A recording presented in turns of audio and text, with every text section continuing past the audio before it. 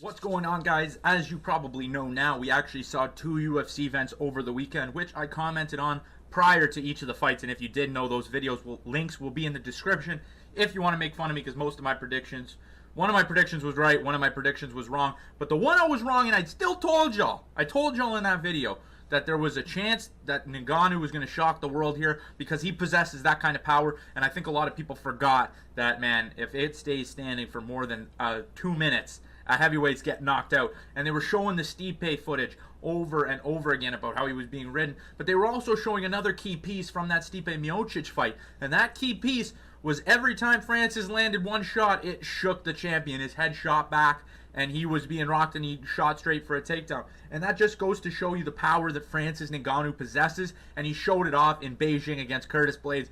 I thought initially when I first watched it that the fight was ended a little bit early. It was a little bit premature. Goddard likes to end the fights a little bit before it gets a little bit crazy.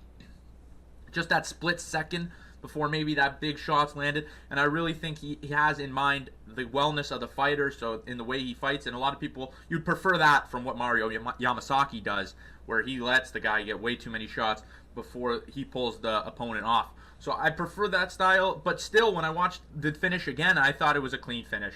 I know Curtis Blaydes, he looked like he was in his mind when he got pulled off, but still, the way his head was hitting back, the way he was being thrown to the floor with kind of ease from Francis Ngannou, I thought the fight was probably over. And I was kind of disappointed that Curtis couldn't land a takedown, and we couldn't see if Francis Ngannou was working on his get-ups, but his takedown defense is still not that bad. He doesn't have bad takedown defense. It's just when he was taken down that first time. If he gets taken down initially, he is ridden out and he gets tired and he gasses, and we didn't see anything from it.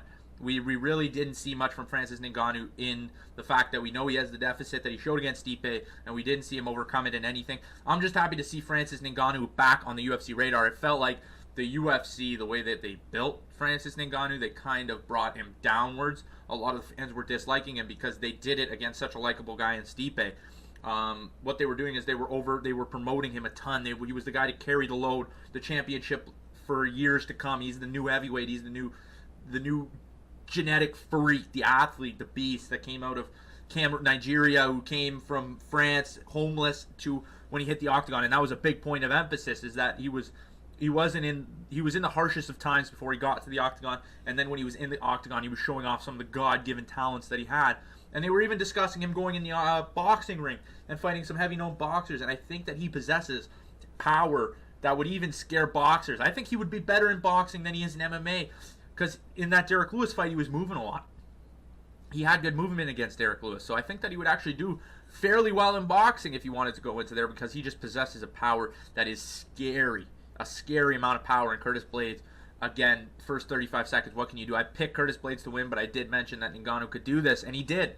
And it wasn't a surprise to me when I turned it on, 45-second knockout. I was like, that's what Ngannou does. He knocks you out quick. He puts you out quick. He puts the lights out. As for Alistair Overeem saying I want to fight him again, I don't know about that. I don't think I want to see that again. I think I had the same reaction that Joe Rogan had, where he was just like, man, I don't want to see that again. He got finished pretty brutally. Like, that was a brutal finish. So I don't know if I want to see that again. But moving on to the night of that event, because that event was at 6:30 in the morning. I didn't even get to see it. I watched the highlights of it after. Not the highlights. I actually watched the full fight of it after. But at night, we had Chuck Liddell versus Tito Ortiz. What are the takeaways from that event besides the main event? And let's just touch on the stuff that happened during the fights. The guy proposed after getting beat down. He was being beaten, and he proposed to his wife. That was nice. Very cute. His now fiance. That was nice. The wrestler that was promoted as Daniel Cormier's heir, Daniel Cormier's best friend, they promoted this guy with just Daniel Cormier, basically. They used everything that they possibly could from Daniel Cormier to promote this guy. And I must say, he does possess a scary skill set that's much like Daniel Cormier. He knows how to take you down or stop a takedown. So if you're good on the ground, he'll stop you from taking him down. If you're good on the feet, he'll take you down. So it's a lose-lose. You got to be well-versed anywhere to fight this guy. I saw some holes in his stand-up. He does have a big overhand right, but that's about all I saw from him. And Tom was eating shots. Tom Waller. That guy, shout out that guy, man. 10-7, but man, that guy's got a chin for days. He was fighting. He almost sunk in the rear naked when the wrestler's mouthpiece fell out.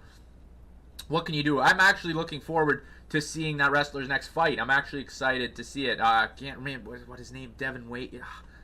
Win. It's something Win. I'll look into that after, but just know he's actually a good wrestler prospect coming up. and I've seen him fight, so I know that he's going to be coming up pretty quickly. Maybe Bellator is going to run it and scoop him now, or if the UFC already has enough with Daniel Cormier in their ear. Daron Wynn is his name, and he's going to be pulled in by one of the organizations. I bet that's going to happen. He's 7-0. On to the main event. As you guys know, if you haven't seen my recent video before the fight, you can go look at that to see what I'm talking about. I said that Chuck Liddell is old, man. He's old. It's been 8 years since he fought, and the way he was moving, he was just kind of shuffling. He was shuffling in the direction, a very, very slow and old shuffle, too. And he was just keeping his left hand back, and he would throw out his jab. He said that he was scared of his takedown, but every time he even threw an overhand right, it didn't look like it had any power on the back of it. And it just goes to show you that the fact that he was talking like he could fight Jon Jones just goes to show you what these fighters believe and how mentally, I don't know, mentally, I would call it strength, to be honest. Mentally strong to say that, yeah, no, I can get in that ring with anybody. I'll beat up on Jon Jones if I need to. No, you wouldn't. Like we were watching, no, you couldn't. You couldn't even touch Jon Jones. You're not on his level anymore. Maybe Prime Chuck might have been able to land a big shot, but not this one. This one doesn't even have a big shot to go on to.